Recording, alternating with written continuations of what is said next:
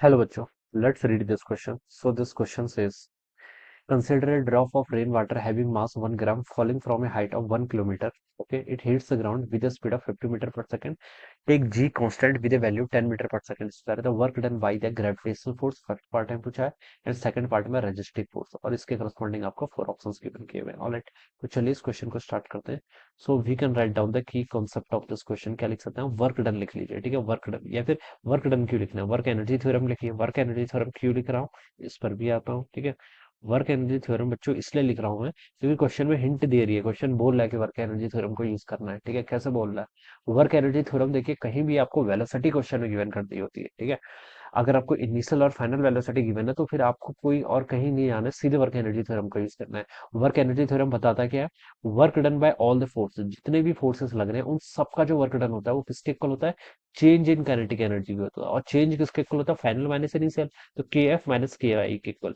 This is my work done bye all the forces. इसमें सारे forces include होंगे. अब आपको वरी नहीं करना है. ठीक है, आपके बोल रखा है consider drop of rain water having mass 1 gram falling from A height of 1 kilometre. It hits the ground. ठीक है, मुझे इस चीज से डिपेंडेंसी नहीं, मुझे सिर्फ वेलोसिटी चाहिए.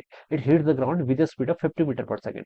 इनिशियली बॉल को आपने रेन ड्रॉप है तो ड्रॉप क्या होगा? ठीक है, इनिशियल वेलोसिटी वी इनिशियल कितनी होगी इसकी? जीरो के इक्वल. और जब ये जस्ट ग्राउंड को स्ट्राइक करने वाली है, ठीक है, उससे जस्ट पहले, ठीक है, इसकी स्पीड कितनी है आपकी? 50 मीटर पर सेकंड के इक्वल है. ठीक है, तो दोनों स्पीड मुझे गिवन कर रखी, मास भी गिवन कर रखा है, तो वर्क डन तो बहुत इजी है निकालना. काइनेटिक एनर्जी कितना होता है? हाफ एम बी स्क्वायर के इक्वल हाफ. मास कांस्टेंट है देखिए कितना है? 1 ग्राम के इक्वल. तो 10 टू द पावर -3 ऐसे एसआई सिस्टम में सॉल्व करो. ठीक है, तो केजी में कन्वर्ट कर दिया. वी का स्क्वायर, काइनेटिक एनर्जी क्या होता है? Half M V square, half आ गया, एम आ गया, और वी फाइनल का स्क्वायर माइनस वी इनिशियल का स्क्वायर. ठीक है, ऐसे चलिए लिख लेता हूँ. वी फाइनल का स्क्वायर माइनस वी इनिशियल का स्क्वायर, ये हो जाएगा. ठीक है, तो यहाँ से आप लिख लीजिए 10 टू द पावर -3, ये तो ऐसे रहेगा डिवाइडेड बाई 2. ठीक है, वी फाइनल, फाइनल वेलोसिटी कितनी होगी? 50. 50 का स्क्वायर कितना? 2500 माइनस इनिशियल वेलोसिटी 0, तो ये ऐसा हो जाएगा. ठीक है, इसको सॉल्व करिए बच्चों. देखिए 2500 को क्या लिख सकता हूँ मैं? 2.5 इंटू 10 टू द पावर 3. ठीक है, 10 टू द पावर 3 से 10 टू द पावर-3 कैंसिल, ये हो जाएगा 2.5 डिवाइडेड बाई 2. इसको मैं 1.25 जूल लिख सकता हूँ. तो this will be the net work done. ये क्या होगा? ये आपका नेट वर्क डन आएगा, या फिर work done bye all the forces, जितने भी फोर्सेस थे सबका वर्क डन 1.25 जूल्स के इक्वल आ गया. ठीक है, तो ये आपने इतना तो कैलकुलेट कर लिया. अब देखिए यहाँ पर वर्क डन कौन कौन से फोर्सेस कर रहे हैं. एक तो देखिए ग्रेविटी के कारण ये नीचे जा रहा है, ग्रेविटी का फोर्स लग रहा है. दूसरा एक रेजिस्टेंस भी लग रहा है. क्वेश्चन में बोला गया देखिए रेजिस्टिव फोर्स ऑफ एयर. ठीक है, तो वो भी लग रहा होगा. ठीक है, और रेजिस्टिव फोर्स किस डायरेक्शन में लगता है? वेलोसिटी के अपोजिट डायरेक्शन में. तो रेजिस्टिव फोर्स को मैं कैपिटल आर से रिप्रेजेंट कर लेता हूँ, यानी कि रेजिस्टेंस फोर्स है ना, तो कैपिटल आर से रिप्रेजेंट कर रहा हूँ. तो ये दोनों आ रहे हैं. ठीक है, अब बच्चों देखिए work done bye all forces इसके इक्वल है.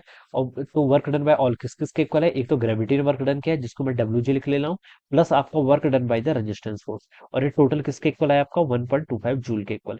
एक इक्वेशन आप ये मान सकते हैं, this is my equation number 1. ये आपकी इक्वेशन नंबर 1 आ गई. ठीक है, अब देखिए रेजिस्टेंस फोर्स का मैं यहाँ पर ग्रेविटी का वर्क डन निकाल लेता हूँ क्योंकि वो निकालना तो ईजी है. ठीक है, अब देखिए ग्रेविटी का फोर्स क्या लग रहा है? वर्टिकल डाउनवर्ड डायरेक्शन में.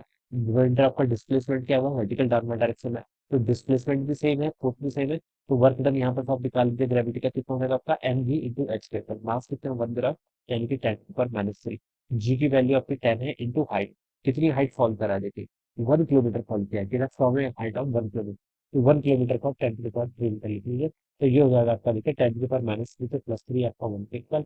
और यहाँ से आपका 10 जूल.